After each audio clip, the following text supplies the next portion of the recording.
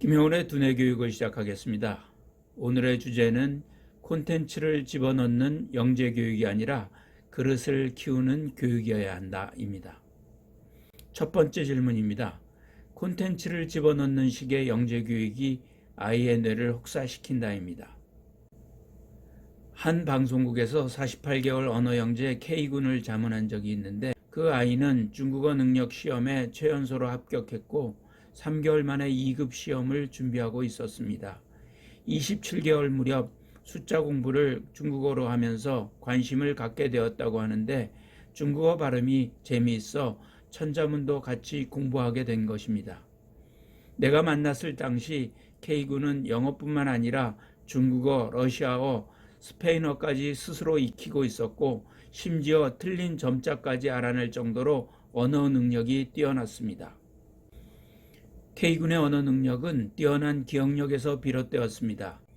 K군이 27개월에 방송에 처음 출연하였을 당시 2개월 전에 붙였던 스티커북의 스티커와 숫자를 모두 기억해서 사람들을 놀라게 하였습니다. 그런데 2년 정도 지난 두 번째 출연 때에도 2년 전 스티커북의 숫자를 기억해내 그것을 지켜보던 부모와 MC들을 놀라게 하였습니다. K군은 패턴 분석에 강했습니다. K군은 관심이 있는 것에 일단 주의를 기울이고 그 다음에 패턴을 찾아냈습니다.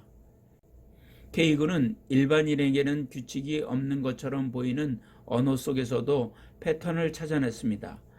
이 패턴을 이용하여 5개 국가의 언어를 익힐 수 있었던 것입니다.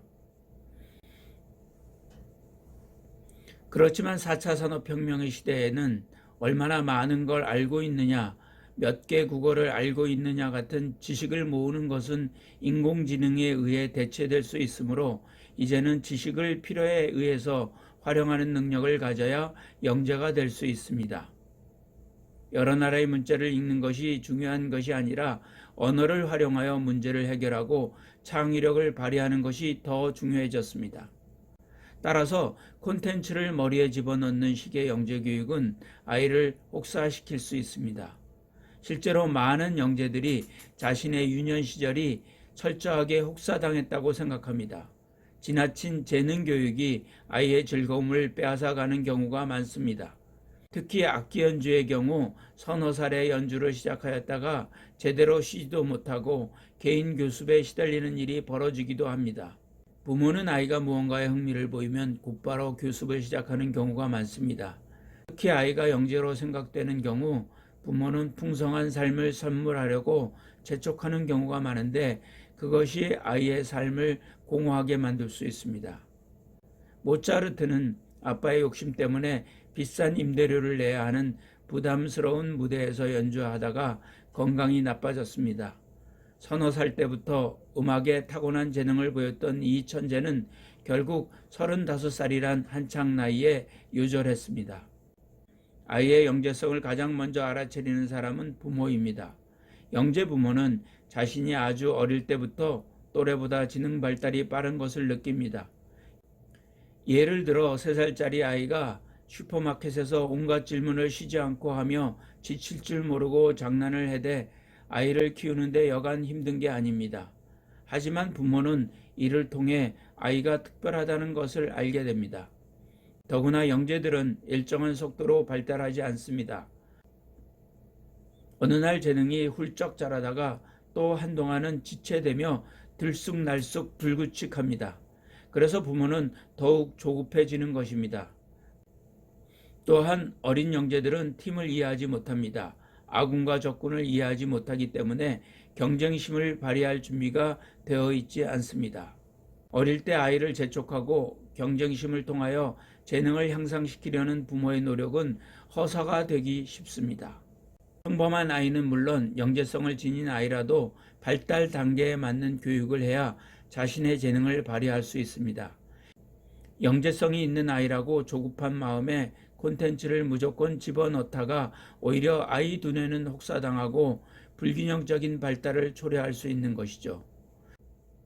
따라서 좌우뇌가 통합되는 시기인 26개월 무렵에는 무조건 콘텐츠를 집어넣기보다는 자연과 상호작용하고 친구들과 상호작용하는 법을 배우는 것이 더 중요합니다. 그것이 영재성을 제대로 발휘하는 데 튼튼한 뒷받침이 됩니다. 두 번째 질문입니다. 좌우뇌의 통합이 완성된다입니다. 36개월이 지나면 시냅스의 수는 줄어들기 시작합니다. 시냅스 수가 줄어드는 원인은 평소 사용하지 않은 시냅스를 가지치기 하여 공간을 확보하기 위한 목적이 있습니다. 아이들의 정보 처리 속도는 매우 느리지만 에너지 소비만큼은 성인보다 높습니다.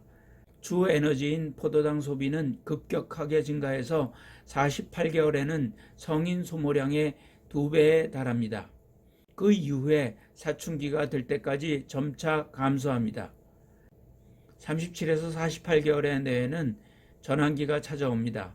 좌뇌와 우뇌를 연결하는 뇌량의 수초화가 완성되기 때문에 좌뇌와 우뇌의 의사소통이 활발해집니다. 따라서 이 시기에는 부모가 함부로 거짓말을 하면 안 됩니다.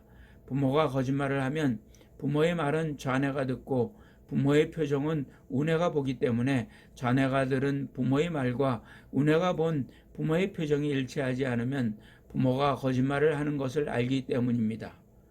4세 아이는 확실히 3세 아이보다 똑똑합니다.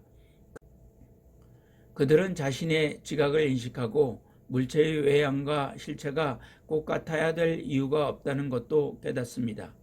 37에서 48개월 아이는 외양과 실체의 구분을 좀 더 잘 하게 됩니다. 스티로폴로 만들어진 바위와 진짜 바위를 구분할 수 있으며 선글라스에 따라 구름의 색이 변해도 구름은 원래 흰색이라는 사실을 인정합니다. 상상과 현실의 구분도 가능해집니다. 사물이나 사람이 때에 따라 다른 성격을 가질 수 있다는 것도 인정합니다. 타인에게도 그들만의 생각이 있다는 사실을 깨닫게 되면 완전히 자기중심주의에서 벗어나 다른 사람의 생각에 귀를 기울일 수 있게 되기 때문입니다. 외양과 실체를 구분하고 타인의 생각을 인식할 수 있게 되는 것은 아이들의 인식이 발달했음을 뜻합니다. 이렇듯 생각은 깊어지지만 몸이 아이의 생각을 못 따라가는 경우도 있습니다. 어린 영재들은 예술적, 미적 감각은 뛰어나지만 붓이나 과일을 정교하게 조절하지 못하기 때문에 자기가 원하는 대로 마음껏 그릴 수 없어 화를 내기도 합니다. 머리로 하는 것과 손으로 할 수 있는 것 사이에 커다란 간극이 있는 것입니다. 영재들은 자신이 상상하는 것을 실제로 표현할 수 없다는 절망감이 오래가면 아예 무언가 시도하는 것을 포기하는 습관이 들 수도 있습니다. 세 번째 질문입니다. 자연과 상호작용하게 하라입니다. 37에서 48개월 아이는 좌우뇌가 통합되기 때문에 일상생활에서 경험하는 주변의 사물과 자연세계에 대해 새롭고 신기하게 느끼거나 호기심을 갖습니다. 아이가 관심을 가진 사항에 대해 호기심을 느끼거나 의문점을 가질 때 탐색하고 발견해가는 과정에 흥미를 갖게 됩니다. 아이는 궁금한 것을 어떻게 하면 알 수 있을지 탐색하고 흥미를 갖는 것은 탐구 과정에서 매우 중요합니다. 37에서 48개월 아이는 수학적, 과학적 지식을 하는 것보다 아이 스스로 궁금한 점을 알아가는 과정에 흥미를 가지는 것이 필요하므로 부모는 아이가 제기한 질문과 생각에 관심을 갖고 반응해 주어야 합니다. 부모는 아이를 주의 깊게 관찰하고 아이의 말에 귀를 기울여 아이가 관심을 갖는 사물이나 현상을 탐구할 수 있도록 하여야 합니다. 37에서 48개월 아이는 생활 속에서 여러 가지 사물이나 자연물, 생명체 및 자연현상과 접하면서 이에 대해 관심을 갖게 되고 알아가고자 합니다. 특히 자연과 공학기술의 발전으로 인해 유아의 생활 속에 과학과 공학이 차지하는 비중이 급속히 증가하면서 그 관심의 폭은 더욱 넓어지고 있습니다. 아이는 이 과정에서 자연세계를 알아가고 발전된 과학기술을 생활 속에서 활용할 수 있음은 물론 자연과 인간이 더불어 살아가는 것이 중요함을 경험하게 됩니다. 따라서 유아기 동안 주변 세계의 다양한 물체와 물질을 탐색하고 생명체와 자연환경과 자연현상을 알아보며 간단한 도구와 기계를 활용하는 능력을 기르도록 하여야 합니다. 아이가 주변에서 쉽게 발견할 수 있는 친숙한 물체나 물질의 크기, 모양, 색, 냄새, 소리, 질감과 같은 기본적인 특성에 관심을 가지고 자연스럽게 탐색해 보도록 하세요. 예를 들어 크기와 색, 질감이 다른 다양한 공을 제공해주면 공을 탐색하면서 공의 크기에 관심을 갖게 됩니다. 아이는 자신의 출생과 성장 과정뿐만 아니라 주변의 동식물에 관심을 갖고 생명체에 직접적인 영향을 미치는 자연 환경에 대해서도 궁금해합니다. 37에서 48개월 아이는 자신의 몸을 탐색하면서 신체의 이름과 위치, 기능에 관심을 갖게 되고 점차적으로 출생과 성장에 대해서도 알고 싶어 합니다. 특히 자신이나 친구의 동생이 태어났을 때 자연스럽게 출생과 성장에 대해 관심을 갖게 되므로 출생에서 성장하는 과정에 대한 사진이나 동영상 자료 등을 통해 출생과 성장에 대한 관심을 확장시킬 수 있습니다. 부모는 아이가 좋아하는 동물에 대해 자주 이야기할 기회를 제공하고 작은 곤충에서 큰 동물까지 직접 또는 동영상이나 사진, 그림책을 자주 경험할 수 있도록 하세요. 아이가 관심을 보이는 동식물에 대해서는 관심을 집중하며 오랫동안 탐색할 수 있도록 동식물을 키울 수 있는 공간을 마련하세요. 37에서 48개월 아이는 주변의 동식물에 관심을 가지게 되면 만져보거나 상호작용하기를 원합니다. 아이가 동식물에 대해 관심을 가질 때 단편적인 지식을 알려주기보다는 직접 먹이 주기, 자세히 관찰하기와 같은 방법을 통해 계속 관심을 가지고 돌봅니다. 식물은 토마토, 고추 등 성장 속도가 빠르고 열매가 맺히는 것을 기르는 것이 좋습니다. 네 번째 질문입니다. 사회적 관계의 형성입니다. 성공적인 사회적 관계나 도덕성의 필수적인 자기조절력은 전두엽의 억제작용이 있어야 가능합니다. 양쪽 전두엽 모두 성공적인 정서적 사회적 관계를 맺는 데 꼭 필요합니다. 다만 양쪽 전두엽은 기본적인 역할이 서로 반대입니다. 좌뇌 전두피질은 좋은 기분을 느끼는 곳이고 우뇌 전두피질은 나쁜 기분을 느끼는 곳입니다. 아이들은 이 두 전두엽의 활성 정도에 따라 기본적인 성격이 결정됩니다. 늘 부정적인 아이가 있는가 하면 늘 쾌활한 아이가 있는 것도 바로 이 때문입니다. 뇌는 인간관계를 가질 수 있도록 만들어진 기관입니다. 뇌는 사회적 신호를 받아들일 수 있으며 또래 아이들과 상호작용을 하면서 끊임없이 다시 만들어집니다. 아이들은 인간관계에서 기쁨을 느낍니다. 에피네프린, 도파민, 오피오이드 등의 도움으로 신체 각성의 수준이 높아져서 아이는 강렬하게 살아있고 완전히 깨어있음을 느끼며 자신감과 활력에 넘칩니다. 어린 시절에 이러한 신경전달 물질이 반복적으로 분비되면 자발성, 이상추구, 희망, 세상에 대한 경외감, 순수한 기쁨을 느끼게 됩니다.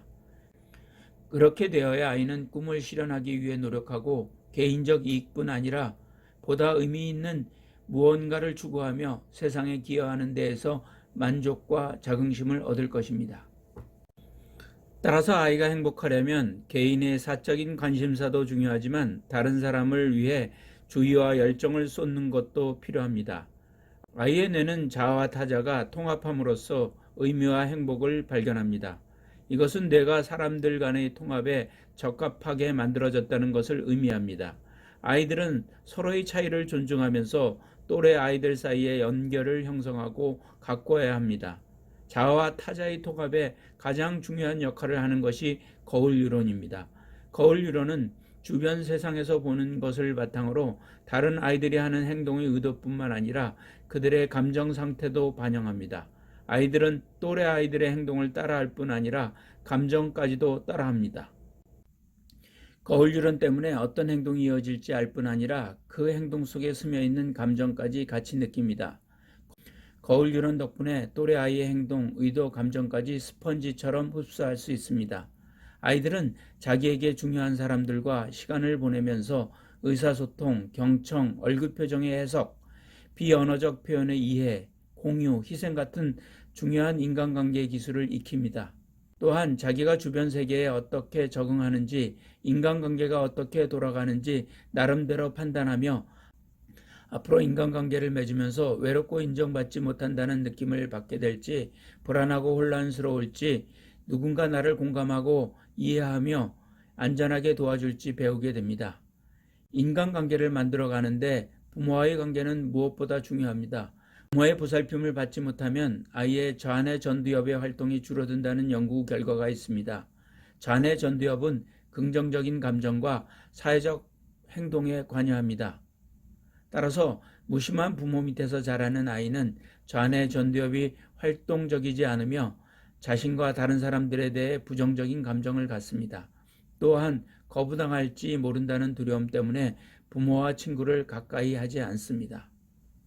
부모의 사랑을 잃을 수 있다는 두려움이 커지면서 싸우기 아니면 도망치기 반응을 보입니다. 도망치기 반응은 우울해지거나 사회적으로 위축되는 것이고, 싸우기 반응은 공격적이고 반사회적이 되는 것입니다. 아이의 발달 과정 중에서 놀이의 형태를 가만히 들여다보면 혼자놀이, 같이 있으면서 따라 노는 평행놀이, 협동놀이 등으로 변화해 갑니다. 나이에 따라 혼자 놀거나 또는 여럿이 노는 시기가 다릅니다. 따라서 37에서 48개월에는 내 아이에게 단짝 친구가 없다고 크게 걱정하지 않아도 됩니다. 아직은 단지 함께 노는 것에 불과하고 진정한 의미의 인간관계가 성립된다고 보기에는 무리가 있기 때문입니다. 친구와 잘 사귀는 아이가 있다고 하더라도 여러 놀이를 많이 알고 있거나 운동을 잘하거나 힘이 세거나 리더십이 있는 아이가 다른 아이들에 비해 좀 더 인기가 있는 것일 뿐입니다. 경험적으로 볼 때 아이가 얼마나 많은 사람과 감정 교류를 하느냐는 중요하지 않습니다. 그보다는 어느 한 사람과 얼마나 깊은 감성 교류를 하는가가 중요합니다. 이런 경험은 어린 시절 정서 발달에 깊은 영향을 줍니다. 한 사람이라도 전적으로 수용될 수만 있다면 아이는 온갖 감정적 역경을 극복할 수 있습니다. 영재는 또래 모임에서 자신의 능력을 키우고 자존감을 높이며 개성을 확인하고 실망감을 견디며 실수를 인정하는 법을 배웁니다. 자신의 감정을 표현하고 타인의 감정을 이해합니다. 사회성을 개발하고 갈등을 관리합니다. 김용훈의 두뇌교육이었습니다.